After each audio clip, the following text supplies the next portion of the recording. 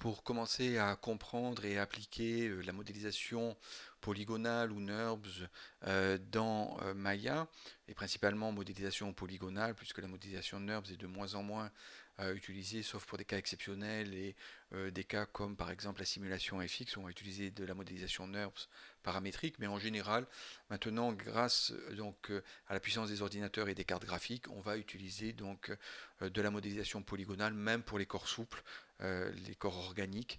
On sera donc en général en modélisation polygonale.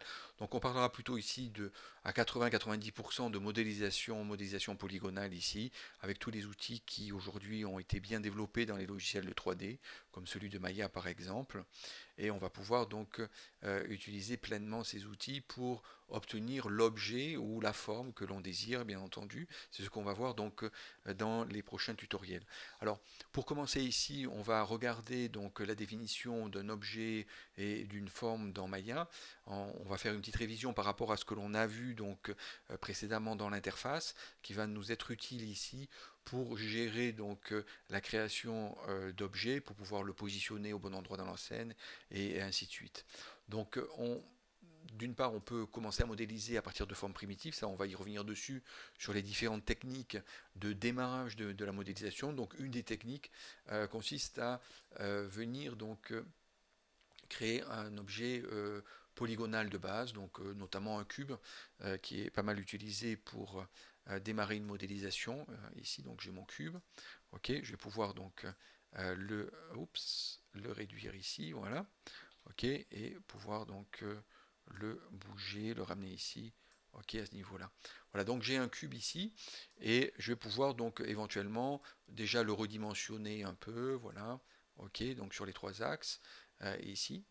Alors, notion importante que l'on a euh, déjà un peu définie donc dans les précédents tutoriels, un objet est composé donc d'une forme, ce qu'on appelle un shape, et puis d'un point de pivot. Principalement, on peut simplifier donc l'information d'un objet par sa forme, comment est sa forme, comment sont les sous-objets composant la forme, et par son point de pivot. Le point de pivot entraînant l'ensemble de la forme, chaque partie de la forme étant entre guillemets indépendante, ça veut dire pouvant être déplacée pour déformer la forme. Donc d'un côté, on va avoir une déformation morphologique, déformation de la forme, déformation morphologique, par exemple, je me mets en mode bouton dans la souris vertex ici sur le cube, je sélectionne donc deux éléments, W, pardon, et je tire, je déforme donc ici mon objet, je transforme ici la morphologie de mon objet. D'accord. Et à savoir, donc je rappuie sur F8 pour repasser en mode objet, à savoir que le point de pivot, lui, que l'on voit maintenant ici sur l'objet, n'a pas bougé. Donc je suis en mode objet, j'ai le point de pivot qui est ici, j'ai déformé morphologiquement ma forme, ça n'a pas bougé le point de pivot. Donc on pourra bien entendu bouger donc le point de pivot ici aussi, si on veut donc obtenir un déplacement différent de celui que l'on obtient avec un point de pivot au centre et ainsi de suite. Donc on a bien deux éléments distincts dans la création d'une forme, le shape et le transform. Donc on retrouve ça du reste dans le node editor. Si j'ouvre le node editor ici, tac tac tac, voilà, on les a. C'est pas la peine de faire même input output ici. On va les conserver comme ça. On a les deux éléments qui constituent donc mon objet, le p cube 1 qui est le transform. On va faire CTRL A, voilà, le pcube1 qui est ici, qui est le node transform et qui a à l'intérieur donc le translate, rotate et scale, le share, donc c'est le cisaillement, puis d'autres paramètres justement de point de pivot et autres, et puis le pcube shape qui lui reçoit toutes les informations de transformation au fur et à mesure donc de la forme, si je le tords, je le twist, je le déforme, je le transforme avec des outils de modélisation polygonale comme l'extrude et autres. Ok, donc tous les objets normalement vont avoir ici donc deux éléments, le transform et le shape. Pour les objets bien sûr polygonales, c'est ce qui nous intéresse ici. On retrouvera ça sur d'autres objets aussi, comme la caméra, on aura un caméra shape aussi, malgré que le shape de la caméra, donc la forme morphologique de la caméra, bien, on ne peut pas faire grand chose, mais on a cette définition dans Maya qui est importante à retenir, donc entre le node transform et le PQ shape. Alors ce qui est important aussi à retenir, à voir, c'est que les deux appartiennent donc au même objet, mais ne sont pas reliés. Bizarrement, ils n'ont pas d'informations à se passer. Alors c'est sous-jacent à Maya. Bien sûr, les deux sont liés par le nom et puis par le p-cube 1 entraînant bien sûr la forme, le shape, puisque c'est le node transform ici. Et le node transform ici, par exemple, là, est translate et va déplacer donc bien entendu la forme à partir du point de pivot. Ok, mais on voit que ça peut poser une ambiguïté ici visuelle, dans le sens où on n'a aucun lien entre le p-cube 1 et le p-cube shape 1 ici. Ok.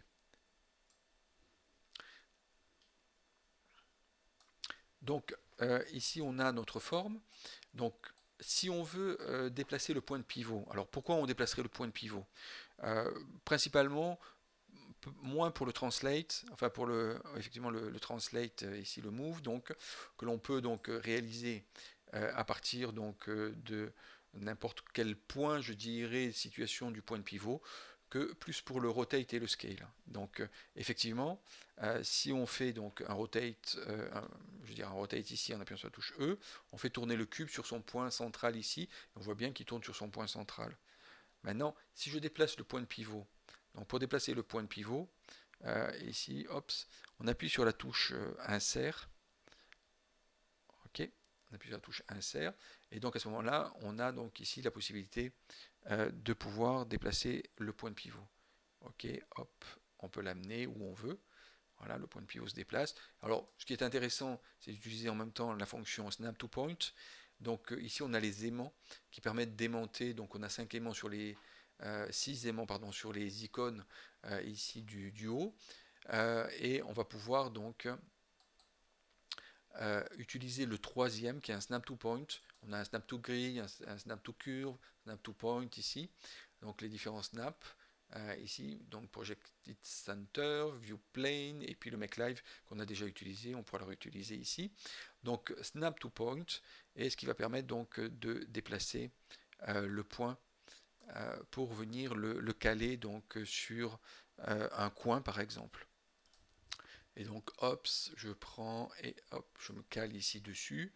Donc ce qui va me permettre donc ensuite éventuellement donc de descendre. Je vais le descendre plutôt. Voilà. Ok.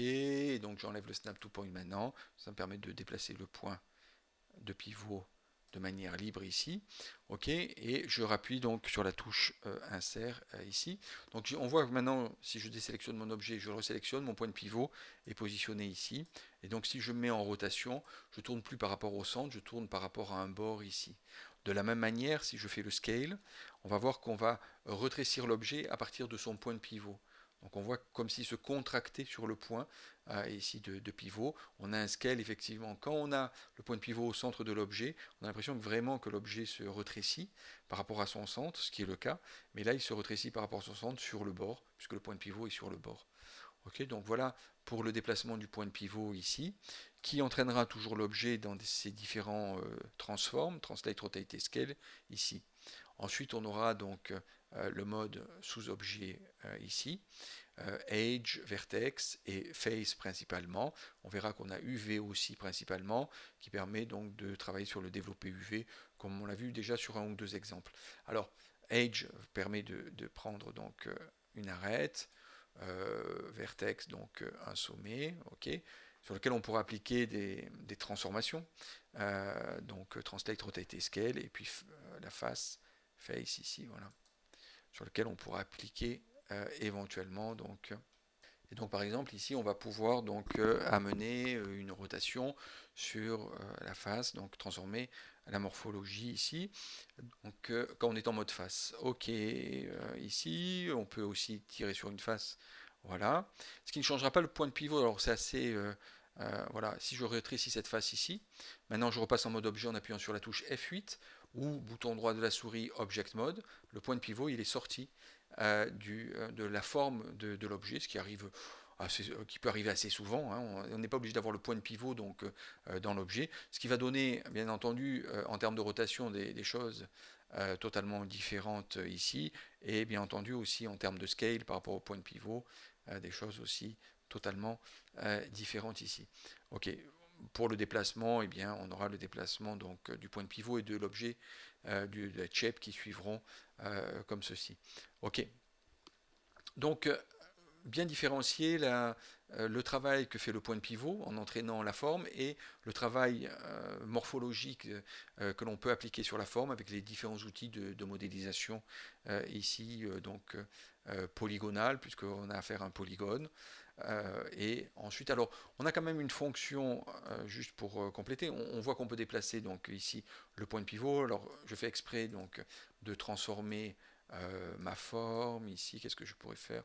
Je vais étirer cette face-là. Voilà, hop, un peu plus. Ok, donc F8, ici, hop, F8, voilà. Et mon point de pivot ici, il est sorti de la forme. Donc maintenant, ce que j'aimerais bien, c'est pouvoir donc le retrouver au centre de ma forme, parce que j'ai envie de faire une rotation par rapport au centre de la forme, tourner ma forme de manière simple, et pas la faire pivoter par rapport à un axe extérieur. Et donc à ce moment-là, je vais utiliser une fonction qu'on va pas mal utiliser pour faire, pour recentrer sur des groupes d'objets et ainsi de suite. C'est ici Modify Center Pivot. Donc Center Pivot permet de recentrer donc soit sur un seul objet, soit sur plusieurs objets, donc le point de pivot. On va voir l'exemple maintenant. Donc là, ici, on a recentré la forme. Ça se recentre par rapport à la morphologie, bien entendu, de la forme. Si je fais CTRL-D, je duplicate, je double ma forme, pour parler français, je duplicate, CTRL-D, encore une fois, voilà. Ok, j'en ai 3 ici. Je les prends 1, 2 et 3. Et j'appuie sur la touche donc CTRL-G, le raccourci CTRL-G, qui permet donc de créer un groupe. Donc Window, Outliner, ok, voilà, ici on a les lumières, et ici on a notre groupe. Donc groupe de cubes, voilà, ici, ok, groupe de cubes, et ce groupe de cubes a un point de pivot aussi. C'est ça l'intérêt, c'est de pouvoir récupérer, en faisant un groupe ou un parent, on va revoir la notion de parent, de pouvoir récupérer un point de pivot. Mais le problème, c'est que ce point de pivot, si on regarde les cubes, le point de pivot d'un groupe, quand il est créé, il était créé au centre de l'univers. Ici, il n'y a pas la grille, mais on pourrait la mettre, display grid, on verrait qu'elle est là positionnée. Donc notre groupe est positionné au centre de l'univers, xy z égale à 0 ici, et pas au niveau de mes cubes, comme ça pourrait m'intéresser éventuellement. Donc là, je prends groupe de cubes, et je viens faire cette fameuse fonction modify center pivot, ici, et ça vient le replacer donc au centre des 3 cubes ici, en trouvant bien sûr une moyenne de la morphologie ici sur les 3. Alors si je déplace les 3 cubes, à savoir que ici on a donc, en créant un groupe, en faisant CTRL-G sur plusieurs éléments, on crée un groupe. Le groupe est un groupe, mais aussi un parent, parce qu'on a la notion de parent que l'on va voir aussi. Le groupe est aussi un parent, parce que quand on bouge le groupe, eh bien on bouge les enfants, qui sont les cubes qui sont à l'intérieur, par exemple. Et chaque cube est indépendant. Donc je peux déplacer, par exemple, un cube ici, je peux déplacer un cube là et le mettre un peu en rotation. Ok, voilà. Ok, voilà. Et puis, j'ai mon groupe avec le point de pivot. Peut-être qu'il est plus recentré. Donc, je fais Modify Center Pivot. Voilà, hop, il se recentre. Et donc, le parent va entraîner donc ses enfants ici dans une rotation, par exemple. Les enfants vont tourner autour donc du point de pivot du parent, vont se scaler. On va scaler le groupe et donc on va scaler les enfants par rapport au point de pivot du parent, donc du groupe ici, et le déplacement, on vient de le voir. Ok.